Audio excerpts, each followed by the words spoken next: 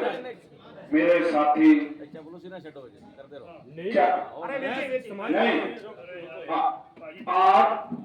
आप मेरे बड़े सम्मानित बुजुर्ग माताएं बहनें, जिस उद्देश्य के साथ हम आए हैं मैंने पहले भी क्लियर किया, क्योंकि मेरे पे फिर से कह रहे थे कि आप वीडियो में क्या बोल रहे हैं क्या नहीं। जो मुख्यमंत्री जी होंगे वो माननीय मुख्यमंत्री जी ही बोले जाएंगे। अपनी भाषा को तो हमें संयम में रखना पड़ेगा, भाषा नहीं बिगाड़ सकते। बाकी रोष जो है सबको मालूम है कौन सा रोष है, किसको नहीं पता क्या दर्द है। अभी मैं सबसे निवेदन करूंगा और जितने मेरे साथी आए हैं कि हम लोगों ने आवेश में नहीं आना। अभी पता चला कि पीछे कोई आपस में विवाद करने लगे जाए तो आंदोलन की दिशा बदल जाती है।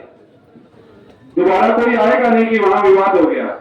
हमने विवादों से बचना है और लड़ाई को शांत पानी, जो गहरा पानी होता है वो शांत बहुत होता है और वो गंदगी बहुत सारी अंदर ही लपेट ले जाता, पता ही नहीं चलता। हमको शांति के साथ और अंदर जो दर्द हैं उनका भी वक्त होता है निकालने का। आप मेरे बड़े हैं, बुजुर्ग हैं, आप जो बात कह रहे हैं मैं उसको बहुत गौर से कल से सुन रहा हूं, क्योंकि कहीं ना कहीं लड़ाई जो है वो तरीके से ही लड़ी जाएगी और जो शासन प्रशासन से है उनके हम खिलाफ हैं, जिन्होंने ये काम किया उनके खिलाफ हैं। और ये मेरे को कल से बात आ रही थी कि प्रधान जी आपको लालच दे दिया जाएगा, मंडी समिति, ये समिति, वो समिति। मुझे कोई लालच नहीं है, ना मैं दायित्व के लिए लड़ा हूं और ना ही मुझे आज भी दायित्व का लालच है कि कोई आके मेरे को अंदर खाने फुसला देगा कि आजा तेरे को ये बना देता हूं। हम किसी पे कटाक्ष नहीं करने जा रहे हैं। यहां लोकतंत्र बचाने की लड़ाई है और अन्याय के खिलाफ न्याय की लड़ाई, उसमें आप लोगों का सहयोग चाहिए और इसको हम पार्टी बेस या उस बेस पे ना ले जाए। ये भाई जो देता रहता है उससे चलता रहता है। आप इन चीजों से घबरा जाएंगे तो फिर हम आगे नहीं बढ़ पाए।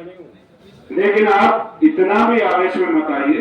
प्रधान जी आप मेरे सम्मानित हैं, मैं पहले भी कह चुका, क्योंकि कोई भी घटना घटेगी तो जिम्मेदारी हम लोगों की बनेगी, तो उस जिम्मेदारी को भी निर्वहन करना है। और सब लोगों को, जो साथी हैं कुछ बोल रहा है तो सुन लो।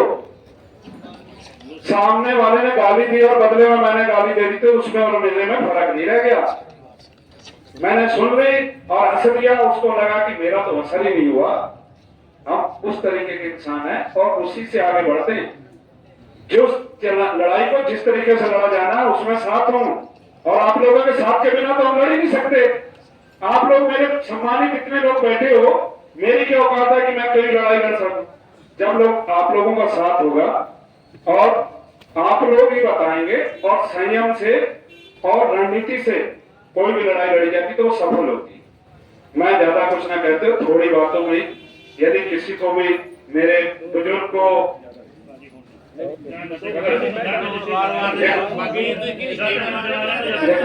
देखो गाल आ गई,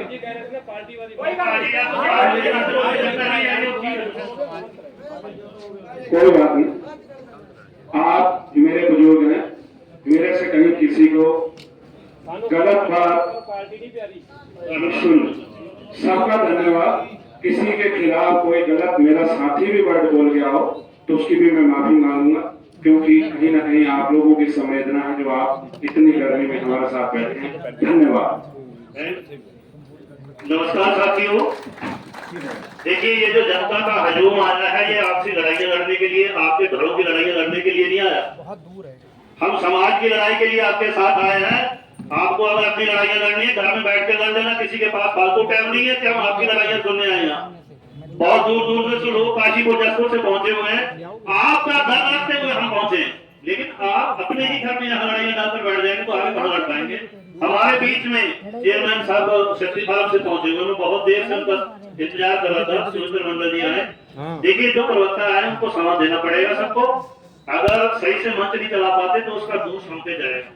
तो हाँ देखिए, आप दोनों की लड़ाइयों के अंदर लाखों लोग आपका साथ दे रहे हैं, तो ये इनका कोई स्वार्थ थोड़ी है।